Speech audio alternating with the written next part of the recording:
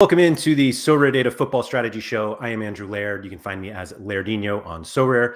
Joined as always by Sean Newsham, PSU Fans 2 on Sorare today to talk about the Sorare Global Cup 2022. Sean, I'm going to call you out immediately here that you didn't expect people to be this excited about this game. Okay. Did you call yourself out as well? I did privately before we started. And so... but I can do it now publicly to you. But I will say that I guess I shouldn't be overly surprised because like these types of games, like the FIFA World Cup game is like really popular and people kind of like playing it. It's just like something different. And given that Sorare is giving away like prizes that frankly I thought are better than, at least on the top end, are better than what I expected, people are like really excited. And everyone posting their lineups are like, this is where I'm starting. This is what I'm doing. And I'm like, nobody knows how to win a tournament like this. And so that's why we needed to talk about it. I mean, I feel pretty confident I know how to win a tournament like this. It's just a matter of like, so I think part of the excitement that part of the reason people are excited is they don't understand how impossible it is to win.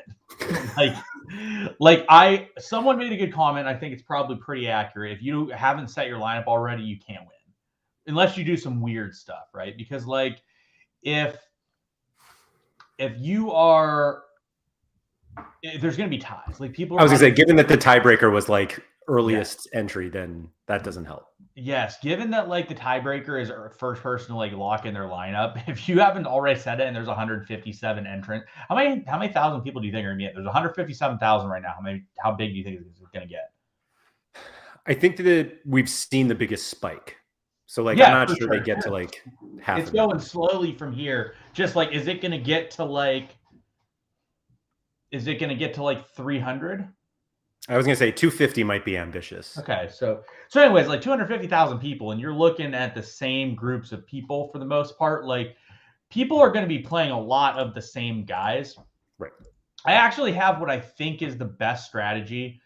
I'm not doing it, but I think it's the best strategy because I'm just trying a different approach to things. I'm curious what your approach is because you haven't told me what yours is, so I don't know what your thought process is going to be. But like I said, like I'm pretty confident I know how someone's going to win this. I just don't know the actual like pieces of how that person's going to win it could be a differential because like there's one strategy that I am very convinced is very bad.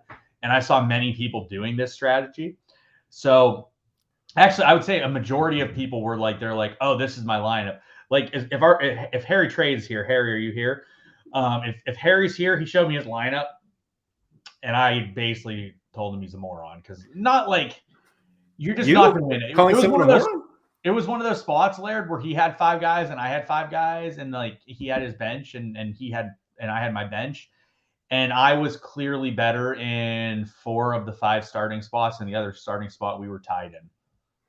His bench was better, Laird, but I mean, which we'll get into. I think so I want to be clear before we like really jump into this, that what we're not going to do here on this show is talk about like specific players and like why like this one guy is good for match day 1 and why you should have this guy on your bench, because like it's not like a player pick show. Like we're actually going to talk about like the strategies of winning large field tournaments like this. Like both of us come from a background where we've competed in competitions like this. And so this is very, very different than what we usually see with Sorare. Like these are not normal Sorare competitions. And there's the game theory behind this is much different than everything else that we know from Sorare. And so if you're here for like a list of players, like it's probably, we'll mention guys, sure, left and right, but like, we're not going to be like, here's the optimal lineup and why. Yeah. I mean, frankly, if we had an optimal lineup, we would be like, this is why you don't play it. Correct. I will say one of the really interesting wrinkles with this, with the way they set it up, and I think it's the right way to do it, but if you win, like literally win the whole thing, you win everything. Like every private league you're in, like you win it all. By the way, if there are good private leagues that people know about, let me know so I can enter them, please. Nellis has a really good one, I know. I There are don't a know few if I'm in the others. Nellis one right now. Let's see. So here's the thing too, though. I will say I don't feel that bad entering most of the leagues that I have entered thus far because I am friends or friendly or talk to significant amount of these people.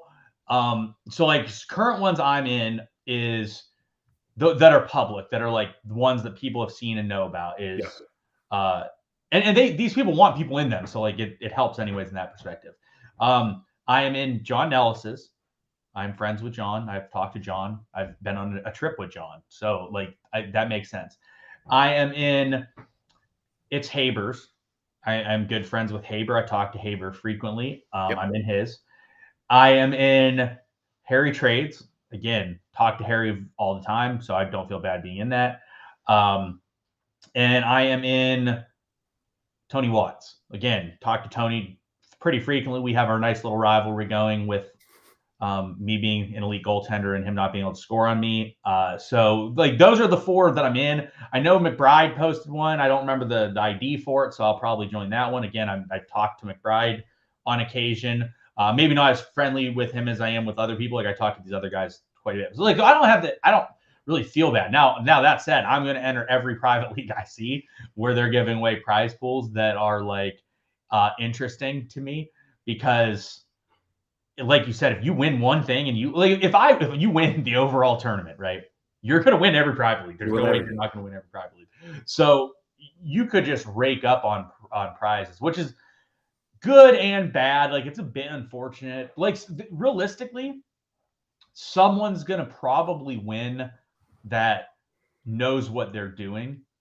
And then we'll talk about there's one reason why like you can't really give a clear-cut path to why stuff is going to play out the way it is in this, which we'll talk about. There's one key aspect to this that it's just a huge variance fest that's going to be important to dictating like how someone can win and how someone will not win. So we'll get to that when we get a little bit more in depth. But yeah, if anyone has any good private leagues, please let me know. I'd love to join them all. Why did you say you don't feel bad? Like, why would you feel bad entering a private league? I don't feel bad. And I would feel bad entering a private. Okay, let me rephrase. I don't feel bad at all. If someone's putting out a private league that is public, that they want people to be in and they're giving away prizes for, I don't feel bad at all. But like, I would not winning literally everything and being like, I won this prize, this prize, this prize, this prize, and winning every prize out there, like the top prize for everyone, I would feel a bit bad for. But it's more so like that's the way that it's set up is to do that. And like I'm not going to win. Like I'm not going to be a person that wins. Like it's someone's going to win. It's probably not going to be me. You know why? Because there's 150,000 people. Yeah. Like winning this would be the equivalent, in my opinion, of winning the limit or the weekly common whatever it's called now. Right. Yeah. Like that's like Casual what the league, equivalent of this is. It's probably bigger. Like it's more difficult to win this than it is to win that. So like you're not gonna win. Like I've entered common lineups a good amount of the time, not every week. Like I've done it a good amount of time. Quinny, do you have a private league that you're giving away cool prizes for? If so, please let me know the code so I can enter. Since Quinny has just popped into the chat as well. And Rascal, I've seen your comments and we will get to them later. There's a reason why I have not acknowledged them yet because they'll come up later. But so for this current game week that we're in, the 7-week long game week that just leads to more frustration. There are 98,000 in the casual league. Yeah, so like we're gonna be 2 to 3x. Okay, so Quinny is releasing his private league today-ish. So once Quinny enters that, I will also enter Quinny's private league and any other private league that I see that has prizes that are worth me going for. I'm not entering everyone because like there's some where I'm like, I want someone else to win this. Like there's one out there that I saw that would rather finish 4th than 1st, 2nd, or 3rd. I know which one. Do you know which one I'm talking about? I don't. Okay. I haven't really paid attention much to the prizes. It was more like the people I know that they're like, hey, I have a private league, enter. And I'm like, okay, click. And then I'm in. Like, yeah, it is nice. I will say it's pretty convenient, right? Like it's really simple. All I have to do is enter that league and I'm done. I don't have to do anything else, which is awesome. Like that's That's good. What I think is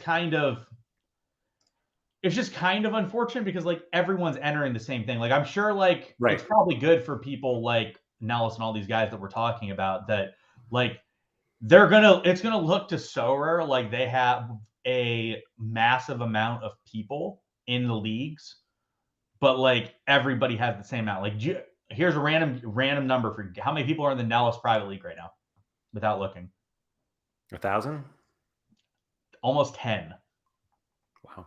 Almost 10,000. So like it's a thing where like people are doing the same thing that we're doing. Also, I'm gonna put Laird on the spot here for you guys. When SorareData World Cup League? On the spot, guys. Look at this, speechless. I got nothing on it. I don't know if we're doing one. Wow, guys. Wow. Look at this. It's out of my realm of expertise there. So. Maybe Maxime will pop in. I know he occasionally pops into our streams, and we can put Maxime on the spot. I will say the one thing Maxime really loves to do is setting up additional competitions. Absolutely loves it. I definitely know. But this one's simple. This one is really true. Easy. It is simple until it's, oh, now we have to go get prizes. Oh, and now the prize have to be distributed. Oh, we're not the ones who distribute the prizes. No, but that's not how you do it, Laird. You now have the ability to give people free memberships. So you have the ability to comp memberships. Yeah, we'll see. Okay, guys, like you see it here first. Like Laird's dodging the question. I didn't dodge anything. I said we don't have one. That was the answer. Yeah, guys. Given the prizes that are available and lots of others, I'm not sure. No, whatever. Anyway, what about down here? I actually didn't even enter John's yet.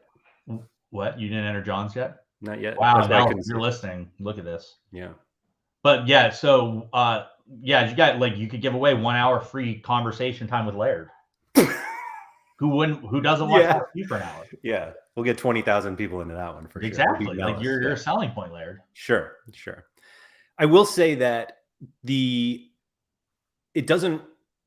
I don't know how it would work if you were able to set up like different lineups for different competitions, but it is kind of interesting that if you are trying to win the whole thing, it's probably a suboptimal strategy than trying to beat like if 10 of your friends are in a league and you're like, oh, winner, some sort of like we'll put money in a pot and whoever wins gets it. Like the lineup to beat 10 people is probably much different than the lineup to beat 250,000. So I actually think the strategy is the same.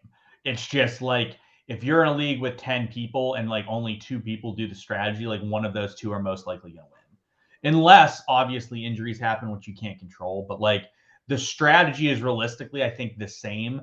Just obviously a 10-man league is a lot easier to win than a 150,000 person league. Okay. Let's get into it because I'd like to hear why you think they're basically the same. Like, I don't think you have to I think the biggest point in terms of like winning the entire thing is that you probably have to be riskier than most people are being. And when I mean riskier, I just mean not trying to jam in Messi, Kimmich, or Messi, De Bruyne, and whoever else. Like, I think you have to be a little more creative. And I don't necessarily think you need to be that creative when it comes to just beating 10 of your friends. So I'm going to put Harry Trades on the spot since we're going to be going. He's not here. Let me message him so I can let him know that I'm calling him out. 1 second. All right, I just messaged him to let him know that I'm calling him out. So basically, Harry shows me this lineup that is like he's responding to me right now. He was at the gym. Harry's out there doing physical activity. So good for him. I mean, I don't really partake in that stuff that frequently. And Laird, I know you do, but you do it at different times. But like the strategy in this competition is he actually thinks I'm calling him out for another thing that I'm actually calling him out for. So that's pretty funny. That is kind of funny. The strategy in this thing is your bench does not matter. People are spending on the bench to make their reserves as good as possible, your reserves are not scoring you points. I actually here is a not hot take. It's like a super cold, like this is what they should have done take. But the tiebreaker should have been points on bench. Yeah. Like your tiebreaker should have been points on bench. But it's not. So like your bench does not matter at all. Like, yes, you want to obviously play someone on your bench if you need to, but realistically speaking, you're going to need to play top end guys and just completely blow your bench up and have nothing valid on your bench. And the issue with that is that the top guys are going to score like the top guys more than likely. And the bench guys, like any relatively reasonable bench guy, is like, I don't know, $8 to $10 on the game. Do you want to show the game, Laird, or the stuff? So it's a situation where like people are just playing bench guys and they're like, oh, I spent like $25 on these three guys that are my backups. Why? It doesn't matter. The biggest variance fest in this competition is you win players as you go, from my understanding of things. And this is perfect because Laird hasn't done it. But you win players as you go that can improve your team. Is that how you've read everything? Yeah. So I think there was a little bit of confusion because of like the introductory budget that you were like, oh, I have to stay within the budget, but the budget is only to draft. Correct. So like theoretically, if you start with 5 guys who play and 3 guys who don't, then after the first match day, you should have 6 guys who play. Correct. So the key, so yeah, Harry sends me a lineup. This dude's playing Raheem Sterling, Laird. I mean, we're just talking from like an optimal standpoint. He's like playing like Raheem Sterling and Kylian Mbappe, and I'm just like,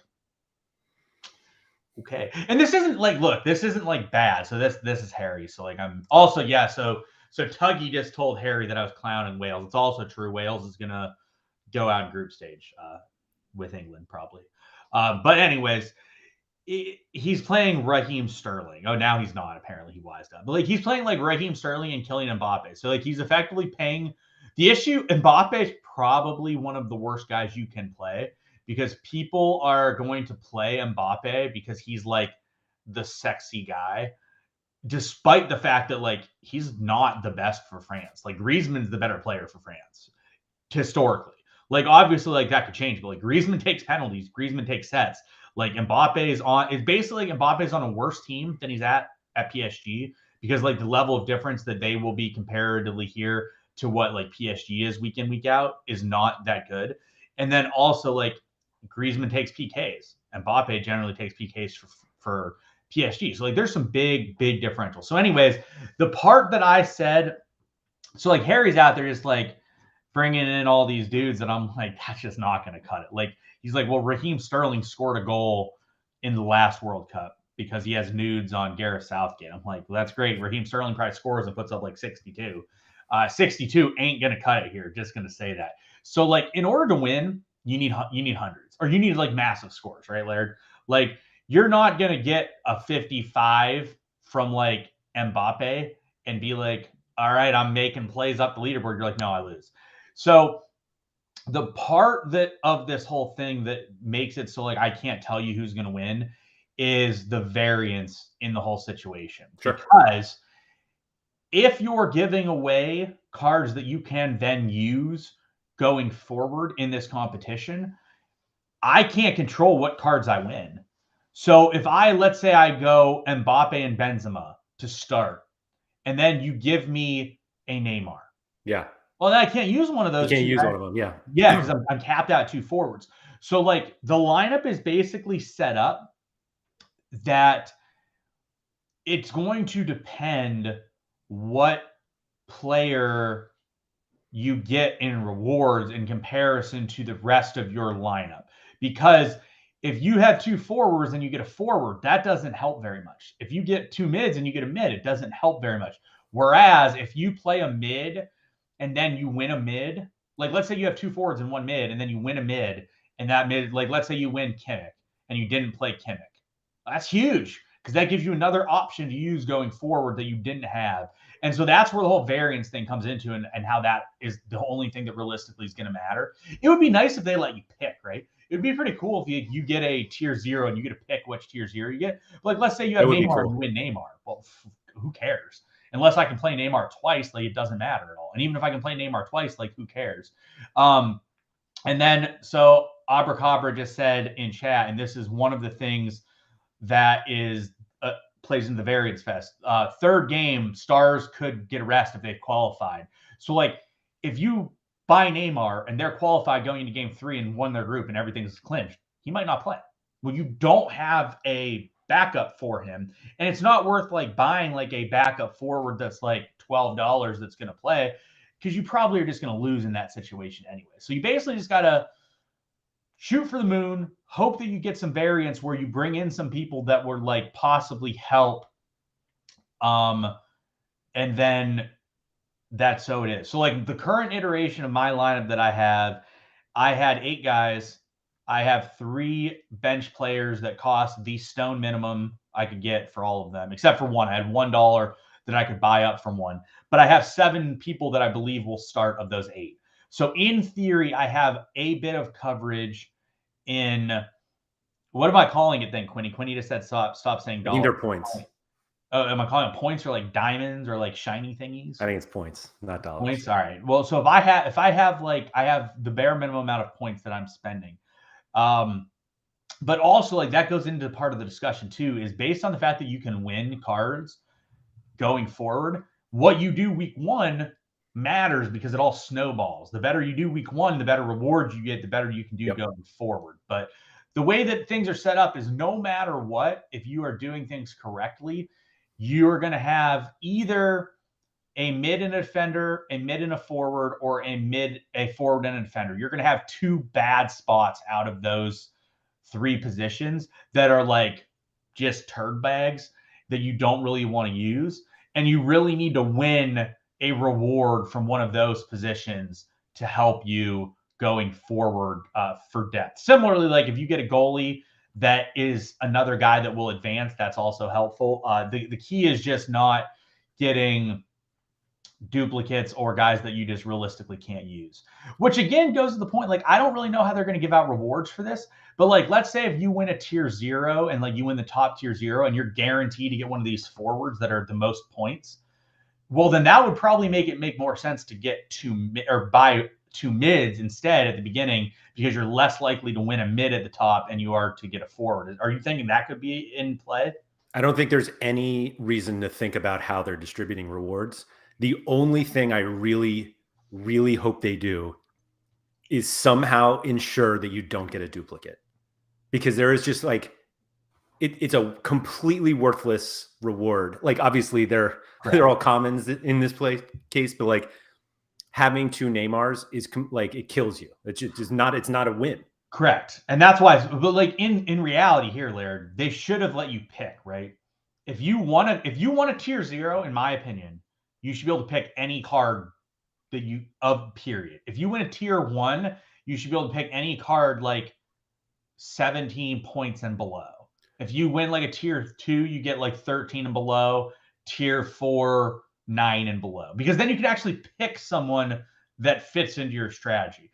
Like I said, the fact that they're giving a reward that we don't know how they're giving it, but like if you have Neymar and Mbappe and win Benzema, that doesn't help you at all. Whereas if you have Mbappe and Neymar and you win a Kimmich and you don't have a Kimmich and you have like De Bruyne and some loser, that is a massive advantage going forward for you. Yeah, so I will say that the NBA game has shown that they have, at least part of Sorare has the ability to like allow you to pick certain things. Like they do a daily drop for common cards where they give you like 5 choices and they're like, pick one and Correct. You get that. And they also do every 24 hours, you can like swap a common for another common. So like if you're somebody who plays NBA, you know that this technology exists in the universe. Whether it exists on the football side, correct, I have no idea. I will say though that like if you have Neymar and Benzema and you win Messi, like it's worthless. It's not really, only because of what we said earlier, that it's possible that like Neymar and Benzema sit in the third game and Argentina need to win. And so Messi plays. And so you have like, you still have a guy. It's obviously not ideal. Correct. But it's not completely worthless there. No, it's helpful. It's just not as helpful as if you win a Kimmich and you don't own a Kimmich and you have De Bruyne and a 0. Like it is still helpful, just way less helpful than the other scenario. Yeah. So the one thing I want to get into is like contrarian builds, because I feel like sometimes people are like, you got to get different to win a competition like this. And then they go like way overboard. So Chris Holt in chat here says that the teams with the best first game are Argentina, France, Spain, and England. England's not one of those teams. Agreed. If that's the case, I think Portugal's actually in that group, not England. But if that's the case, do you avoid those teams to try to get different? Or is that one of those, like, that's actually going too different, that it becomes suboptimal? I think personally, the differentials. So here's the strategy, Laird. This is my hot take, and we'll see if you agree with this.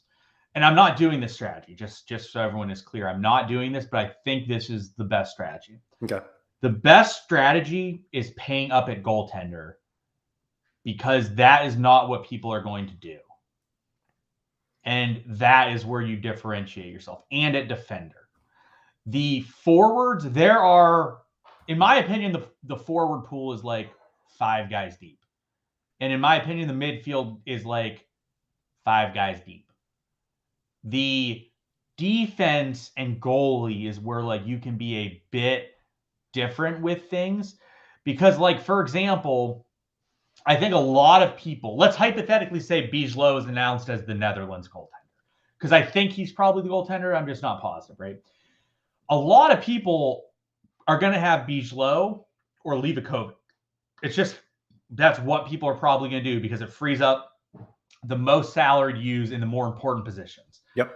If you buy, let's say, Allison or Lloris, like no one is playing Lloris with their points, realistically. So like, let's say Lloris just goes on a streak where like France doesn't concede in the entire World Cup, and you have Lloris. It could be a differential where it's really helpful. But the issue is, if you're doing that, you likely have to take a cheaper midfielder than some of the top guys. But I think it is viable to do at the midfielder. But like forwards, like if you go to the forward pool there, like it's very difficult for me to envision like Messi not being one of the top couple forwards in the group stage. Like obviously they could get eliminated. That's another part of the equation that I don't think people are going to get. After the group stage, you can bring in 50 points worth of reinforcements, is what we've been told. Whether or not it's one per position or whether or not it's like you can just pick where you want people to do, we don't know. So like that's part of the problem, is like we're going into this game without knowing how things are going to play out as we go. But like if you if the more people you effectively carry into the group stages or outside of the group stages, means the more you can hypothetically bring in after the group stage. So like, let's say I carry like my 5 key guys through the group stage. They all go through into the knockouts, right? Yep. Well, then I maybe can bring in 2 absolute monsters in the next round to help bolster my thing. And then eventually what you're going to want to do is you're going to need to dictate like, okay, this is how I already looked at it some, like even like just out of the group. Like if you are in group A, so for example, like Netherlands, if you want Netherlands guys, they are going to, if they get out of the group, which I mean, that this part doesn't matter, but like if they get out of the group, the only people that they can play in the second round are in group B. So if I have a bunch of guys in group B and in group A with Netherlands, and they both make it out of the group stage, well, they could run into each other in the round of 16 and they're getting eliminated. Someone's eliminated, you're losing. Someone's going home, yeah. So effectively, like what you're going to want to do after the group stage is start making pairs. Like you're going to want to pair 2 people per team to effectively like, all right, I need I need France to advance. And like you have Mbappe and Griezmann. So it's like as long as France advances, I have Mbappe and Griezmann. Then I'm gonna go to the total other end of the spectrum with like the other side and be like, all right, I want Neymar and Marquinhos. So you can sort of just keep pairing stuff together. So as long as that team advances, you advance with people that are usable and good. Now, also you're gonna have to deal with injuries, but again, like the idea is to win. I don't care if I finish 10,050th. Like that does not matter. You're trying to win. So like if like let's say you play Neymar and Neymar breaks his leg in the first game. Okay, you lose. Like that is fine. That's gonna happen. Like this is just gonna happen. You can't avoid that. But like if you're That's going to happen, meaning there will be an injury, not that Neymar is going to break. yeah. You can use anyone else in that situation. So like it's a situation where there's lots of ways to lose, and almost everyone is going to lose. There's only going to be one winner. So Right. the whole idea is you need to be someone that at least gives yourself a shot to win. And by doing all these things that we're talking about, sort of like how you're going to give yourself a shot. Right. It almost feels like what you really want to do is avoid mistakes, as opposed to like that actually should be more part of your strategy than like, Correct. how do I build most optimal? It's like, Correct. let's eliminate how your lineup can fail. Correct. And the more that you can eliminate that, then the more paths you have. Correct. Like realistically, like right, like your goaltender and your defender. Like let's say you play a goaltender in the first round, whoever your goaltender is, you can't pick anyone else in that group because you effectively Right. want your goaltender to keep a clean sheet every week. So like you can't play someone like I couldn't play Allison and then buy Dusan Tadic because Right. I don't want Dusan Tadic to score when they're playing Allison. And if Dusan Tadic doesn't score, he's going to put up like 45, and that is not going to cut it. Right. Like So, the last thing you want is to have to rely on like all around points correct. in this competition. Correct. So the way that I currently did things was I think forwards pretty clear cut. There are only 5 or so forwards that I think can realistically be the top end guys, and it's like Neymar, Messi, Mbappe, Griezmann. I would say Depay, but he's injured, so like he's not going to be there. Like people are going to be like Harry Kane. Well, like Harry Kane's just not going to cut it. Like you need Harry Kane to score like 3 goals a game, which he's probably just not going to do. Right. Like he could win the Golden Boot and be like the 7th highest scoring forward. Yeah, so it just doesn't matter. Like so like realistically, like to me, you need at least one of those forwards. If you don't have one of those forwards, you're just probably not going to win. Obviously you want 2, but if you're playing 2 of them, it's tough. Like I guess Vinny Jr. could be there if Vinny Jr. starts every game and gets the AA that he gets at Real. Like it's definitely possible. Same thing with like Benzema. Like if Benzema's like gonna score, like France to me is probably the best team in the tournament, but their midfield's really weak. But if they score like a boatload of goals and Benzema is just on fire, like maybe that could play out. But like, I mean, it's basically looking at like the other guy. Like if everyone's going to Mbappe, you can go to Benzema. If everybody uses Neymar, you can play Vinicius. Like correct. So the way that I did approached forward is I went contrarian with a way that no one has gone that I've seen. Do you want to guess what that is, Laird? I would guess fading all of these guys, but I feel like I've seen some of those. So I don't think you can fade all of them. Like you can't play Raheem Sterling here unless you're Harry Trades. I don't know who. I don't know. To get what would be a contrarian take involving these guys that you haven't seen? Having 2 of them, I guess. Yeah, but I've which seen people do that too. Oh, but which 2? There's one pair that I've not seen anyone have both of. So I had both of them. I would guess Mbappe and Griezmann. Neymar and Messi. Or Neymar and Messi. Because no one's paying up twice at the forward position that I've seen. So I currently have in Neymar and Messi. Because to me, they're the clear 2 best forwards, and people just aren't playing both.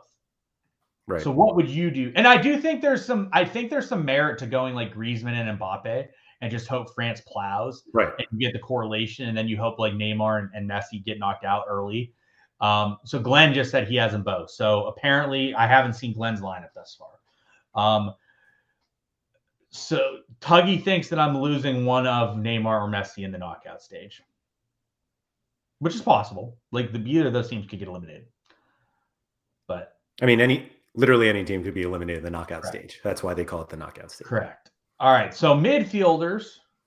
So Laird, what are you doing? We're building out your team here, Laird.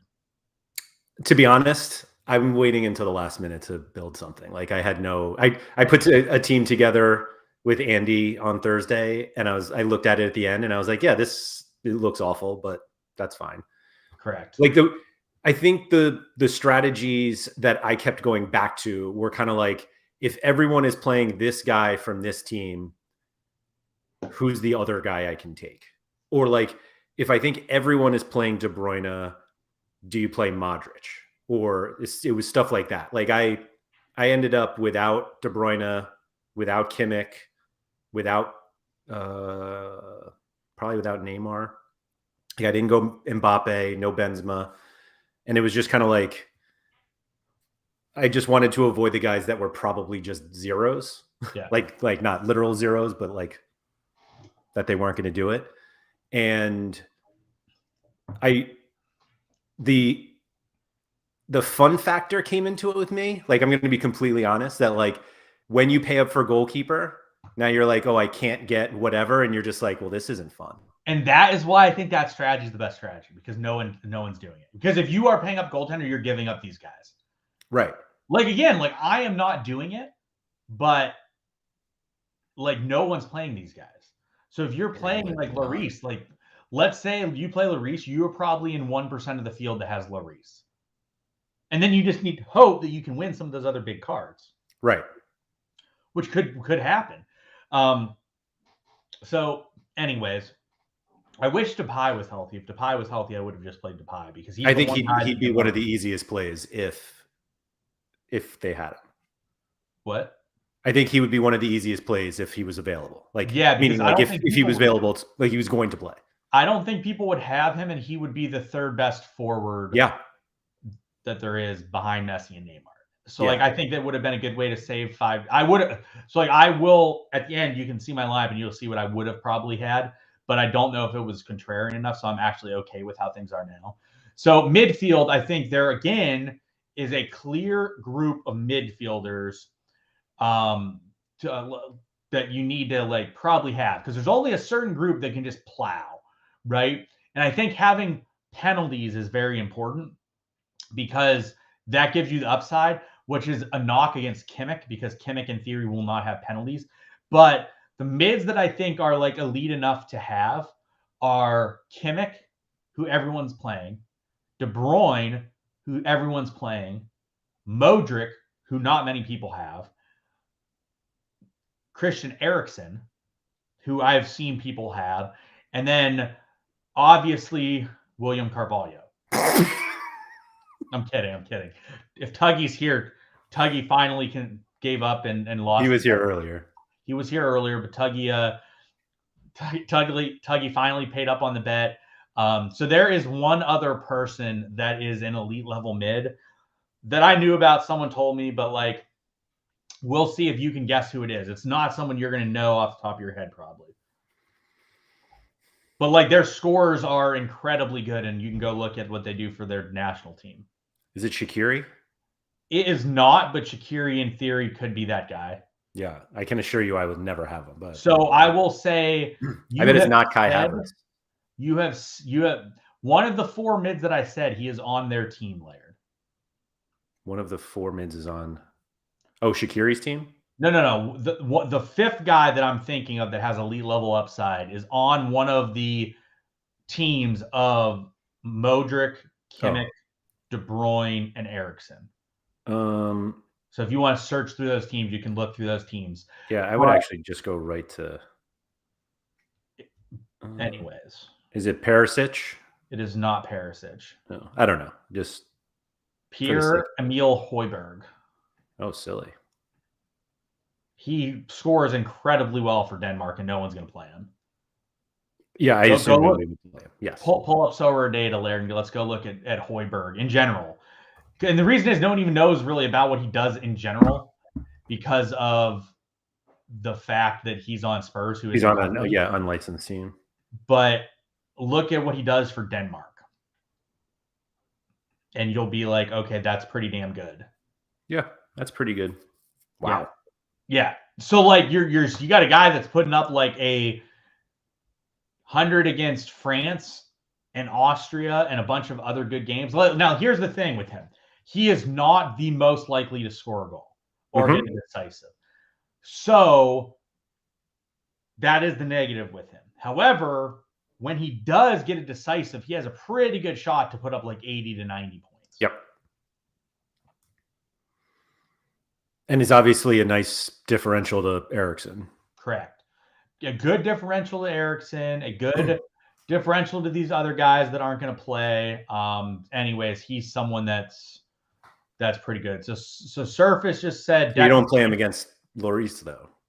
Well, I mean, I'm just saying in general, Blair. We're just talking about people. Any player we're talking about here is in general. Yeah, but I'm saying, would you, if you had Lloris, would you play Højbjerg? No. If you have Lloris, you cannot play Pierre-Emile Højbjerg. So Surface said or Declan Rice averaged 60 points a game during the last 6 international games. That is not going to cut it. 60 will absolutely not cut it if you want to be up near the top of the leaderboards in this. But 60 with a guy that's not going to score goals is just not going to cut it at all. So like that's just a guy that like I literally wouldn't even consider for a second. That's not going to do it. Would you agree with that? Yeah. Yeah, like that's not going to cut it. So like there's just no way that a player like this can cut it. There are obviously other guys that are like just coming in that maybe could cut it. Like Rascal mentioned Musiala. Is Musiala a forward or a mid on this? He's a forward. So like if Musiala plays and like played every game and was like locked in and he could be really good, like maybe. The issue is the forward pool is pretty clear cut. Like Lionel Messi against Saudi Arabia is probably going to put up 100 points. Just going to say this. And like people don't understand that like average games aren't going to cut it. If you want to truly compete for a top end leaderboard prize, you need average massive scores. Yeah, I actually think Musiala could be popular. For sure. And the problem is like he could not play, or he could be pretty mediocre, which if in those situations, like that is not cutting it. You need guys that are going to absolutely smack. And then like, obviously, like maybe you need a cover player every here and there. So Glenn mentioned, and this is true, like this is totally true. He's worried about having like a big 5 where you have no depth and being screwed for game week 3. It's 100% true, but you could say that about literally any card you're going to play. Any card you're going to play could be in a situation where they have the group locked up by the last game week and then they just don't play. And then you're just sort of screwed. Like you can get through if you have like one person that like can cover. So like, for example, a good person that I have that can cover in theory for one game is I have Matty Cash. Matty Cash is going to start for Poland. He's going to be the fullback. Do I want to play Matty Cash? No, not at all. But like, am I pretty convinced Matty Cash will play games? Yes. Yeah. So like, if I get to a point where my other defender doesn't play for the group stage, I could plug him in for one game and maybe get lucky and keep myself afloat, right? Like all you're hoping for in that situation is just keeping yourself afloat. And that's all I care about. I think there's also the possibility that match day 3 is not as high scoring. Like if we have a ton of stars who are just sitting and frankly, it doesn't happen as much as people are making it seem. Like I do think one of the things we're going to run into is that the 5 sub rule is available for this World Cup. And we could see guys, if they get up ahead, if they get up early, they rest guys in order to like have them more available in subsequent games. Like this is a mid-season competition. Like we've never had one like this. And so I wouldn't be surprised if we saw teams kind of sub a lot just to make sure that their players stay fresh, because they're coming off of the fact, I mean, they played literally this past weekend. So like for their club teams. And so the like overly planning for match day 3. Yeah. Just in case somebody sits, like there are just a lot of like things that have to happen for those things to actually occur. And you don't want to handicap yourself in match day 1, just so you're like, well, at least I have all my guys for match day 3. And then it turns out you won guys that you can use anyway. And so it's like, and that's like the thing too, is like yellow card accumulation is something as well, but like you can't control that stuff. Right. The only thing you can control is making yourself as good of a team as possible that if everything goes right, you can win. Yep. That's literally all you can do. And I think that the paths in which we're talking about give yourself that opportunity. And it's just a matter of, can you succeed with what you're having? Because like a lot of people aren't going to play every minute. Like I will say, like the lineup that I built, the most necessary thing for my lineup is like I have Luka Modric. That's who I played. His matchup against Morocco isn't the best, but it's pretty good. But he's old as shit. Like he's actually older than me. Obviously, no one's as old as you, but like he is well younger than me, so don't he's worry. well younger than you, but like he's actually older than me, which there's not many people out there that are older than me. But like I would really like to have a midfielder that is an option to use outside of Modric. But the lineup that I built makes the most sense going that path. Because the lineups I saw a lot of people were doing where they were not spending up twice at forward. They were going like Mbappe and Messi, or like Griezmann and Messi, or whatever and Messi, and like people weren't playing Neymar. And Glenn explains why. So Brazil's group is harder than these other groups. Like Brazil isn't playing the Saudi Arabia team, who's probably the worst team in the tournament. But like I would like to get a midfielder that is a better option for me than just Modric. And like also like, so I have, like I said, I have Matty Cash. If I have to play Matty Cash, I can, and he's going to play. Yep. And that would at least keep me afloat. The midfielder I have, like that. I remember him being pretty cheap. Matty Cash was 6. Yeah, 6. So I have Matty Cash. I have the Glenn. I'll just show my team. You can tell me if it's the same team. I could change it like up till the start, but so I have Bijlow in net. So we'll go with goalies. So you're like completely convinced he's the starter?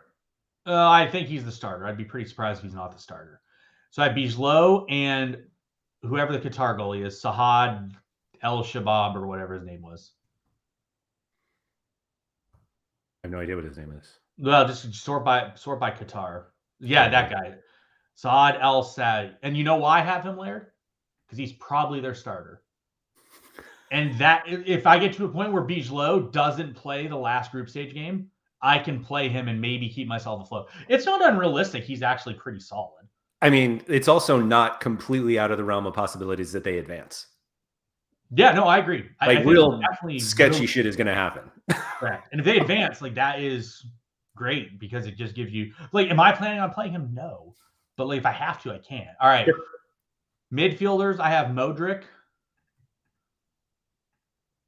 And then I have whatever $5 Qatari mid that has a picture. Mustafa Tarek, I think is his name. That's a picture. Yeah, well, he had a picture. Yeah, Mustafa Tarek. He's 5. And I don't expect him to even play. Okay. And then I have Jurrien Timber and Matty Cash. How close, Glenn? And the reason I have this, right, is if Timber sits for a game, it seems, by the way, that Timber's also locked in. That's why I said, like, things could change. If, like, Pasveer is the goalie, like, obviously I'll change to Pasveer. If I don't get word on who the goalie is, then maybe I'll change things up and go a cheaper mid instead of Modric, and then I'll go up to, like, Livakovic or something. I don't know. Yep. But Timber pairs with Bijlow, and I can't play Depay because Depay is injured. So, like, I'm basically pairing up the Netherlands to hopefully advance. Because if the Netherlands advance, then I'm in good spot. And so Glenn said he has Bijlow, Saliba, Kimmich, Neymar, and Messi, with Cash as his 6th man. So the issue with that is, like, I don't know if Saliba's going to play it. So Glenn might take himself out before the tournament even starts. I don't know. I could take myself out. Like, I'm not positive Timber's going to start, but they came out and said, like, De Ligt is, like, the backup left center back for Ake. So if he's the backup left center back, there's no one else on the right, so it should be Timber. So we'll see. But I would obviously love to have Virgil van Dijk, but I can't have Virgil van Dijk. And then, so like if Timber, let's say, misses game week 3, I can play Matty Cash and I can survive.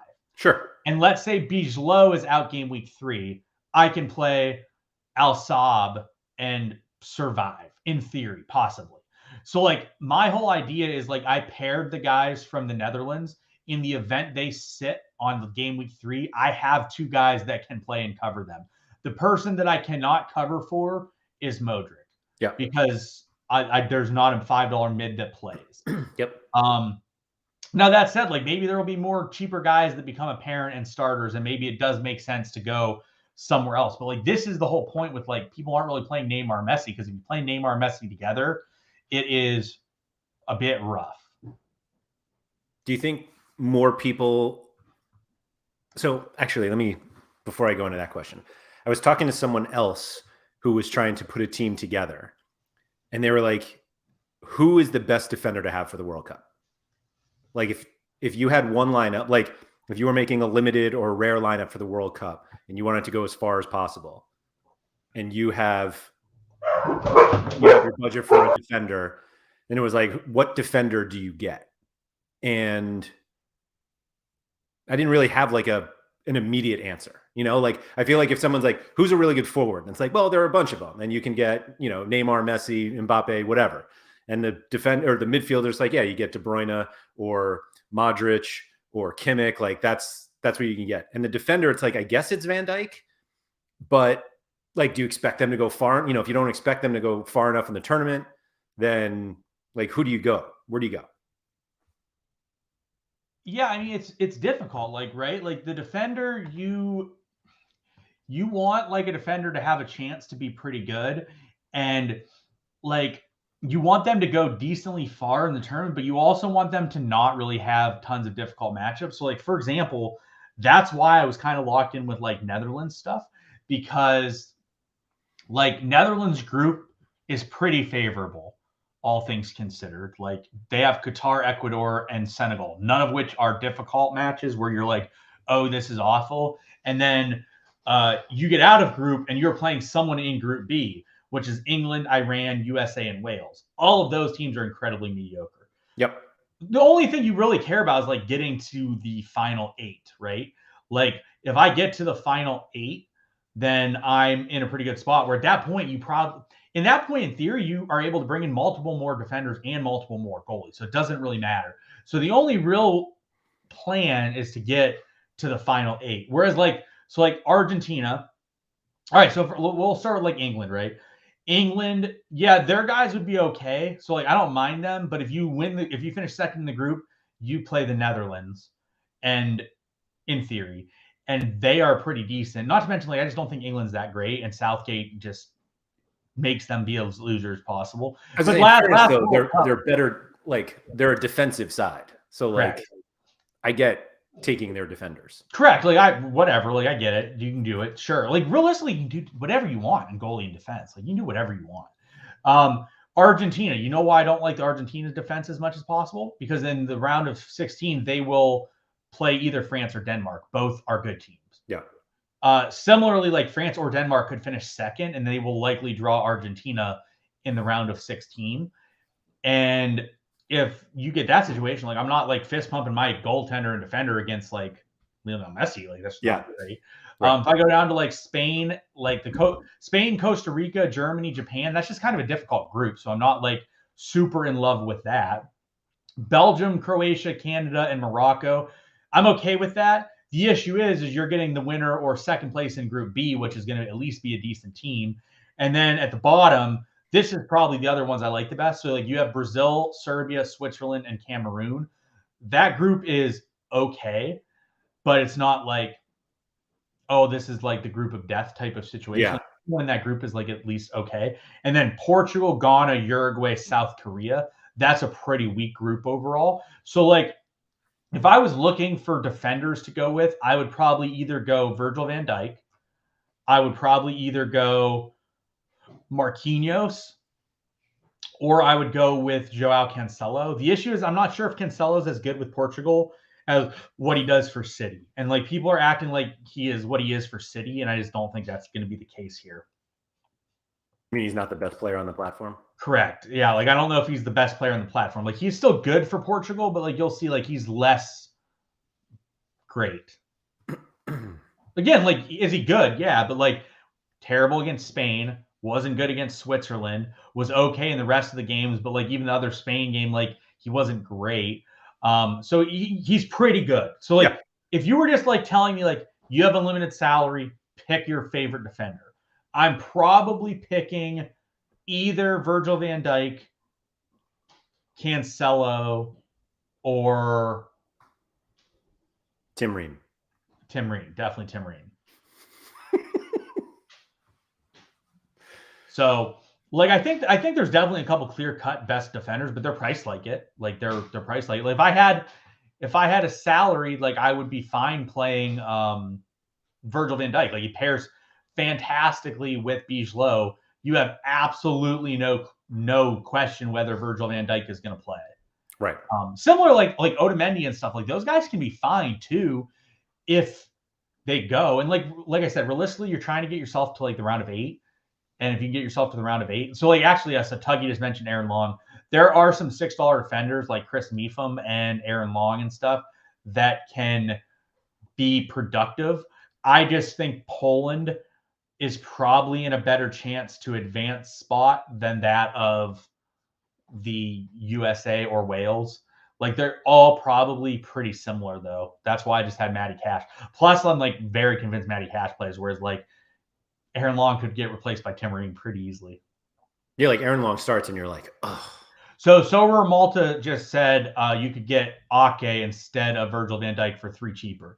My counter to that is I would rather just get Timber, who's better for 2 cheaper than Ake. And also Ake has a direct competition for his, unless Ake is 10, maybe he meant you can get Ake for cheaper. Oh no, yeah. So Ake's for like I'd rather just get Timber, who is not questionable. Like De Ligt could easily come in for Ake. Yeah. And then Ake, and then you lose. So like that's why I don't have Ake. Like pretty much the way I was doing things, like I would have looked at one of the French defenders, but I'm not sure who's going to start every game. Yeah, that's such a tough one. Yeah, the whole idea with these guys you're picking here is you need to expect them to play 3 games out of 3 games in the group. That is what you need to expect out of them. Obviously, you can't factor in the like sitting out in 3rd games or yellow card accumulation. Yeah. You can't do that stuff. So Alan just said, is Timber a safe starter? From everything I've read, it seems like Timber's starting at right center back, and it's pretty clear like that's Timber's spot. Whether or not that's true, I don't know. But that's been pretty much what I've read thus far with everything. Yeah, I wonder. So like that's like, would I love to play Upamecano? Yeah, 100%. I'd love to play Upamecano, but like, is Upamecano going to play?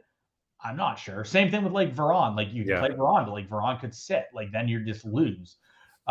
So anyways, those were sort of like the thought processes I have through things. Yeah, no, I think that makes a ton of sense. It does feel like a little bit more of a survive and advance at some point than anything else, but maybe that's just once we get to the knockout stage. That I completely believe that Sorare will like provide rewards of teams that are still in the competition. Well, I would so, like at least you'll be able to like benefit from additional players, but I don't know. We'll see what like how that actually affects your lineups as you move on. So there actually is more discussion about Timber not starting, and like they could play De Vrij or they could play De Ligt at right center back too. It's all possible. That's why I said like it's not. I'm not like in love with playing Timber. He's the guy that I would like to get out. Sebastian actually makes a good point about what about playing Denmark guys that are cheaper? Totally an option. So Short is pretty convinced that De Vrij is better than Timber and De Ligt. I think Timber is the guy that they're anticipating to start. Whether or not that is actually true, I don't know. We'll have to wait and see. And again, like that, maybe you guys have persuaded me to get off of Timber and find someone else to play. So that's a possibility. Yeah. Nothing's updated yet, I don't think, like with final rosters, right? Like I don't think things are updated on Sorare or SorareData. Yeah, there's still. I thought I just saw the Spain official squad come out, and it was kind of funny to see it without David De Gea, even though he doesn't start for them anymore anywhere. But. Like I'm assuming for Denmark, like Simone Kjær's on their squad.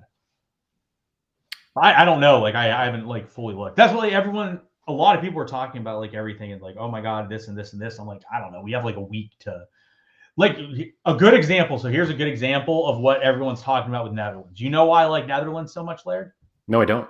They are in Group A. Group A plays the first game of every game week every time. So every single game week, I will likely have an idea of who will be starting for the Netherlands. Whereas like Group G is the last game of the game when you're going to have no idea or have any team news of who's going to be playing. So like that was another indication of like why I wanted Netherlands, because if I get news that like Timber is starting and that Bijlo is starting, I can at least feel confident that they are going to start game 1. Similarly, like if I have them by game 2, it's going to be like, or let's say they're like Timber's not playing game 2 and we'll be back for game 3. I'll plot Matty Cash in for 1 game week, and hopefully he puts up an okay enough game to keep me alive. I think one of my favorite things is you saying you were going to play Timber and then everybody in the chat putting out their predictions of the back line here, and everyone's is different. That's why Virgil van Dijk's such a good play, right? That's why you're right. Right. There's no question there, at least. He's like, that guy's starting. So like, I think there's definitely situations like that is going to be the case. Yeah. And that's like, I think that there's a lot of merit in paying up at goaltender and defender spots, because I don't think a lot of people are going to do it. I think, and just the way that the salary cap works, points cap, whatever it is, like you're going to differentiate just from that move, because you're not going to be able to get certain guys that cost more because they just don't fit. And so it's not like one of these things where you're like, okay, if I don't get Neymar, let me get Vinicius. And then, but like, if you just started goalkeeper, get one that's expensive that nobody's going to play, and meaning nobody's going to play because they're expensive, not because they're bad, then just the path that you go on in terms of your lineup build just brings you to one that's different than everybody else. Well, yeah, like another thing is like we're talking like like I am pretty confident Lionel Messi is going to put up a massive game in game week 1, but like I'm also pretty confident like a lot of people are going to play Lionel Messi. So right, that's out there. You could play a cheaper midfielder and just hope that they have a really good game week 1, and then hope you win a different midfielder going forward, that, like allowed you to get the rest of the stuff. Because like you could play. Here's a good example. Like Piotr Zielinski's 11. In theory, Zielinski could have a good game. Like they play Mexico. I don't think Mexico's that good. Could Zielinski get like 80 points where he like gets a decisive and ends up there? Yeah. So like you can play him instead of like a Modric, frees up $6. You can spend that $6 elsewhere. Hopefully you get hopefully you win like a Kimmich or a Modric, and then all of a sudden you don't have to play Zielinski anymore after game week 1. So like there's tons of options. Like, I mean, I think actually Weston McKennie is like 8, and Weston McKennie's pretty good for the USA. So like, am I thinking Weston McKennie's a great play? No, of course I'm not playing Weston McKennie like long-term. I don't want him long-term in the tournament, but can Weston McKennie like bag me an 80 game week 1? Yeah. Like, yeah, sure. Possibly. Like it's definitely possible. Yeah. Yeah. He's 8. So like Noah Lang's a midfielder. Why is Noah Lang a midfielder? That's silly. That doesn't make much sense. But like, yeah, if you just look through the list of guys, like there are people you can play that are a bit cheaper, and you just hope that they give you that good week and that good game, and then all of a sudden you upgrade after that and get in some new people. Like someone's got to start for France in the midfield, right? That's a real tricky one though. Like, yeah, Guendouzi's like 10. Like someone could totally, yeah. So NJM just talked about Chouameni, and does he have the upside? I don't know if he has the upside. That's my concern about it. But maybe for 1 game, you don't necessarily need tournament long upside. You need someone that like luck boxes a goal in game week 1. I'm just saying the way that team is set up. Like if you're thinking like I need some France upside, and you're like, but I'm going to do it without Mbappe, Benzema, and Griezmann. I'm just not sure that's the build. No, I agree with that. Like, I mean, there's just people that are playable guys that are a bit cheaper, like Højbjerg. Højbjerg's 14. We just talked about how good Højbjerg can be, and if he gets a decisive against Tunisia, which is possible, then Højbjerg ends up really good. And then all of a sudden you just win Kimmich, and you can play Kimmich going forward. Yeah. So like, it just all depends. The issue is we don't know how they're going to give out prizes. So Sorare Malta just said Thomas Partey at 9 is a good cheap option. He's not going to cut it. Like no one realistically at those price points are going to cut it, because they're just not good enough to really put up an upside game, and you need upside games. Like, I mean, I guess in theory, everyone can get a goal and luck box a goal for like 1 game. So it's possible. But like, I mean, if I look at Thomas Partey, I'm like, this is a guy I can't play any game and be comfortable with, which is not really someone I want to pay 9 on. I can just pay 5 and get some turd like that. Against Portugal in the first game, no less. Yeah. It's just not It's just not someone that I think makes any sense. Like a lot of these guys don't make any sense. Like tons of them don't make any sense. That's why they're cheap. That's why they're cheap. Like it's pretty. But like to win, I don't think they're going to make very much sense. Right. Right. Like Tyler Adams. Like Tyler Adams is locked in, not going to play every game for the USA, will probably be like mediocre. That's not going to cut it. So Alan just said Koundé is a good center back for 12. Koundé could not play a game and you have no chance from day one. Yeah. So it's just like, do you want to risk having no chance immediately day one by playing Koundé? Probably not, which therefore rules out Koundé. But then as you go, like, okay, Koundé plays the first, second, and third game, and you're like, all right, Koundé is locked in. You bring him in the additional acquisitions of the round of 16 group. So like I think a lot of what you're doing is the guys you're taking here are locked in starters that can smash. And then you're going to look at bringing in some guys in the round of 16 that maybe you had question marks on before the tournament, like a Timber or a Koundé or a Willie Carvalho type guy that you're like, this guy makes sense. So George just asked how confident I am that Bijlow is the starter. I'm not, but like I just said, I'm confident that we will know. I feel pretty confident we will know Netherlands game 1 lineup on before the deadline, which is a massive advantage, which is again why I like Denmark or why I like Netherlands, because every single game week you will hypothetically know their lineup and know if you need to plug someone else in. It's at least the closest one to know. Correct. Like I think so. Group A and B are like the first games every single game week. Like let me pull up the matches for the World Cup here. But it's just like it's as simple as if you have like a regular Sorare weekend game week, and it's like if you have a team that plays Friday, you're probably getting the information better than the team that plays on Monday. Correct. So it's more of a like that's why I would love to have guys in Group B, but Group B just kind of is like that loser group that like anyone can advance. No one's going to be real dominant. Luis just asked how much that Bijlow costs, and Bijlow costs 8. Shore just said Louis Van Gaal said he'll start. So to me, the reason why I think Bijlow is going to start is because they left off Flecken and they left off Sillison. And I think they did that to like be like Bijlow's our guy. There's no question. Like there's no like if you had like Chillison there and you start Bijlow and he's a bit rocky game 1, I think it would be like, oh, are you going to start Chillison game 2? And by having those guys not there, the question sort of dissipates a bit. Yeah. It's like not as much of a because like the thing is the World Cup is like 3 games effectively. Like, you have to get out of the group. So like it is 3 games. If you have 2 bad games, you're eliminated. Like it just is what it is. Yeah. Like, there is not much time to like move people around and move things in and out. So like if someone is starting game 1, they are more than likely the starter going forward, unless there's an injury or unless there's like a game where the stuff just doesn't matter. What do you think? Somebody just brought up the possibility of playing both Bijlow and Pasveer. So I think that there is viability to it. The issue with it is I just don't think it's justifiable to spend the funds on it. But when you look at it, like if you are not playing Bijlow and you are playing like anyone else, and you're going like goaltender, every other goaltender, like I think the most realistic other goaltender is like Livakovic, who's 10. Yeah.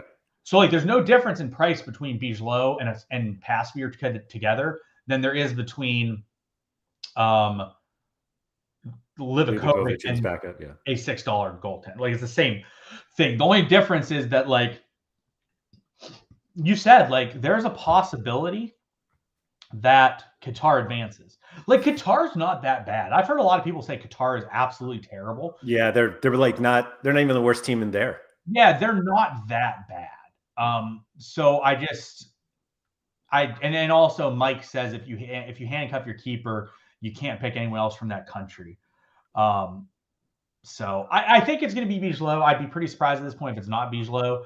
I have questions about who the center backs are going to be, but I also think that there won't be tons of rotation on a lot of these teams for the most part at center back. There will be obviously rotation like in the midfield where like guys will rotate out. But like I find it hard to believe that like the Netherlands are going to start like Van Dijk, Ake, and Timber, and then like game 2 they're going to start Van Dijk, De Vrij, and and De Ligt. Like it just seems unrealistic.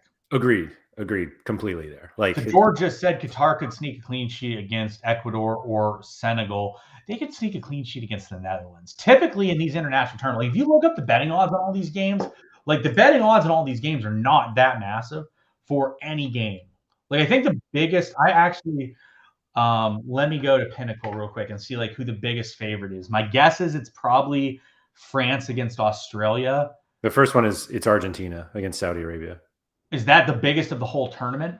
Oh, well, I'm talking the whole tournament. That's my second guess. It's either that game or France against Australia is my like biggest favorite. So Argentina is a 2-goal favorite. They're minus 552 in game 1. Spain is minus 537 against Costa Rica in the game 1. Yeah, and then it's France and then England. Netherlands is minus. I have it on the screen here for you. It's all done. This is for the whole tournament. No. This is just match week 1. Why do we have? Oh, I mean, the odds are going to change from. Yes and no. The 2 biggest favorites over the whole tournament, looking at Pinnacle, and they have every group stage game, are Argentina against Saudi Arabia and Spain against Costa Rica. Those are the 2 biggest of the whole tournament. Right, and those are in match week 1, match day 1.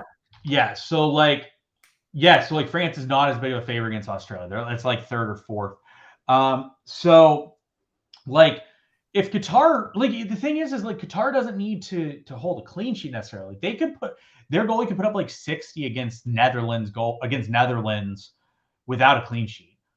Because like It is not likely in any of these games that there's going to be a bunch of goals. Like, yeah, obviously there's going to be a lot of goals in some game, but like we're used to seeing like these games in weeks of like normal game weeks.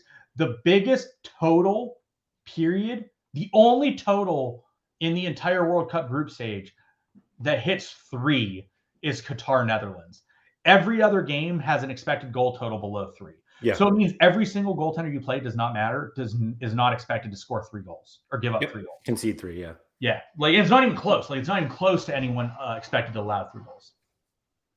And theoretically, the save upside on some of these guys is massive.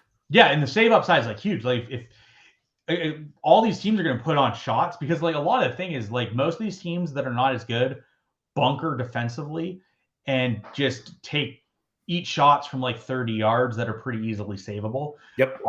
So like you definitely are going to there are definitely going to be some goalies that put up some big save outputs that are on bad teams. Like it's not unrealistic that we see like a goaltender from a bottom end nation be one of the better goaltenders from points per game average. Absolutely. Yeah. They're just dead after 3 games though. Yeah, but like that's all you need it for realistically. Sure.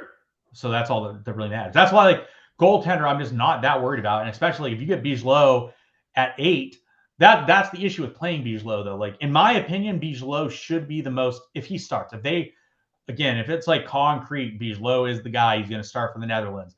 Bigelow, in theory, should be the highest owned goalie, player. He should be the highest owned player in this whole competition. Whether or not he will be, I don't know, but he should be. Yeah, he should be. Absolutely. I have one last question before we finish up here. It seems like you don't follow hockey anymore. I do to an extent, but not as much. And yet, I don't think I've ever heard you use the term goalkeeper as opposed to goaltender. And it's really amazing to me how much soccer you watch and you keep saying goaltender. I grew up watching hockey. I watched hockey and worked in hockey. I've been around hockey for like 25, 30 years. So it's like, it's not an easily removable term for me. That's fair. That's fair. Thank you to everybody who has joined us live in the chat. Hopefully we hit up all the questions that you guys had, at least around strategy as opposed to specific players. But Luis has asked this question a couple of times, so we'll answer. He asked my opinion on Molina for Argentina. I don't know if he's going to start every game, so I can't really go there. Yeah. He could. I'm not as in tune on that team as others, but like it's just hard for me to look at Argentina and then be like, oh, Lisandro Martinez isn't going to play. Yeah. Because I think he's their best center back. So like it's hard for me to like look at that and be like, he's not going to play. Mm-hmm. So yeah, I think just the further we get, the closer we get to the start of the tournament, I think we'll get at least a little more information of correct most likely lineups. And I think a lot of these teams are going to have pretty good ideas of what their lineups are going to be. And but the thing is, like, you also have to look at a lineup and be like, this is more than likely the lineup, and I don't really have to worry about certain spots. And then there's going to be like guys you're like, all right, this guy's in the lineup probably, but it's not a concrete spot. And for the group stage, I really think you're getting guys that are concrete locked in starters. Yeah, I think the more you say things like if he starts, then you probably should go somewhere else. Correct. That I agree. If you have a question of if he starts at all, move on. Yeah. I just think that's I went into this, was pretty confident with Timber. Chat has made me less confident with Timber. So like there is a chance that I go in and like I'm not as into Timber. Now that said, again, I talked about it. The reason I like them is because I will likely have the Netherlands lineup every single game week, I think. And I cannot say that about a lot of the other teams in the tournament. Yep, absolutely. So yeah, if you guys have not hit the like button on the video, if you could please do that, that's always really helpful and appreciated. That's for everybody who's watching live or the replay here. And if you are listening to the audio version, if you could please rate and review the podcast wherever you take that in. As a reminder, if you're listening on Spotify, the video is also available there. So if any time we pull up something on the screen, you can pull that up through Spotify. So I'll be back later this week with Andy for Sorare Andrews. I guess we'll have, no, the tournament will have started already by the time that Sean and I are back, but I'm sure that we'll jump into some more Global Cup action next week. So good luck to everybody with their contests, with their lineup, excuse me. And